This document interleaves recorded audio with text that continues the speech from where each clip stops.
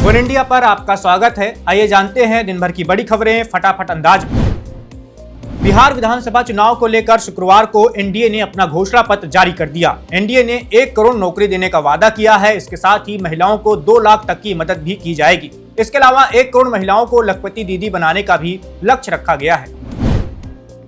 घोषणा पत्र जारी करने के 2 मिनट बाद ही नीतीश कुमार, चिराग पासवान, जीतन राम मांझी, जेपी नड्डा समेत कई बड़े नेता कार्यक्रम से लौट गए। मंच से अनाउंस किया गया कि अब सभी नेता अपने अपने इलाकों में चुनाव प्रचार के लिए जाएंगे। पत्रकार साथी रुकेंगे और सम्राट चौधरी ने इसके बाद मीडिया को संकल्प पत्र के बारे में जानकारी दी। कांग्रेस नेता और पूर्व क्रिकेटर मोहम्मद अजहरुद्दीन तेलंगाना की रेवंत रेड्डी सरकार में मंत्री बन गए हैं। शुक्रवार को राजभवन में उन्होंने मंत्री पद की शपथ ली। राज्यपाल जिष्णु देव वर्मा ने उन्हें शपथ दिलाई है।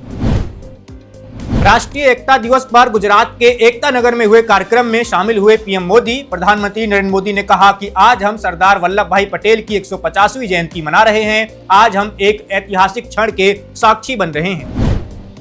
राष्ट्रीय एकता दिवस पर प्रधानमंत्री नरेंद्र मोदी ने कहा कि धारा 370 की बेड़ियां तोड़कर कश्मीर आज मुख्य धारा में शामिल हो गया है। आज पाकिस्तान और आतंकवाद के आकाओं को भी इस देश की ताकत का एहसास हो गया है। ऑपरेशन सिंदूर के दौरान पूरी दुनिया ने देखा कि अगर किसी ने भारत की तरफ आंख उठाने की हिम्मत दिखाई तो भारत घर में घुसकर मारता है। बिहार चुनाव के लिए एनडीए के घोषणा पत्र पर कांग्रेस के नेता अशोक गहलोत ने तंज कसा है। उन्होंने कहा है कि बीजेपी के अध्यक्ष जेपी नड्डा, बिहार के सीएम नीतीश कुमार और अन्य नेता सिर्फ 26 सेकंड के लिए प्रेस कॉन्फ्रेंस में आए थे और इसके बाद वो चले गए। पहली बार हमने 26 सेकंड की प्रेस वार्ता देखी है। गहलोत ने कहा कि वो लोग डर गए हैं और वो लोग भाग रहे हैं। ये लोकतंत्र के लिए बहुत ही खराब और खतरनाक संकेत है। बिहार चुनाव के लिए एनडीए के संयुक्त चुनावी घोषणा पत्र पर जनसुराज के संस्थापक प्रशांत किशोर ने कहा कि इन लोगों के घोषणा पत्र का कोई भी मतलब नहीं है। उन्होंने कहा कि पिछले 15-20 सालों से ये लोग सत्ता में बैठे हैं और बिहार की जनता ने इन्हें बहुत मौके भी दिए, लेकिन इन लोगों ने कुछ भी जनता के लिए नहीं किया है। उत्तर प्रदेश के मुख्यमंत्री योगी आदित्यनाथ ने बिहार के सीवान में जनसभा को संबोधित किया। इस दौरान उन्होंने कहा कि मैंने परसों रघुनाथपुर का दौरा किया था। एक माफिया वहां पर फिर से कब्जा जमाना चाहता है। उत्तर प्रदेश में हमने इन माफियाओं के ठिकानों को बुलडोजर से टुकड़े टुकड़े कर दिया है। हमने उनके लिए यूपी में नरक के दरवाजे खोल दिए हैं। कांग्रेस के राष्ट्रीय अध्यक्ष मल्लिकार्जुन खड़गे ने सरदार पटेल की 150वीं जयंती पर बड़ा बयान दिया है। उन्होंने कहा कि 9 जुलाई 2024 को मोदी सरकार ने सरकारी कर्मचारियों के आरएसएस की गतिविधियों में भाग लेने वाले 58 साल पुराने प्रतिबंध को हटा लिया।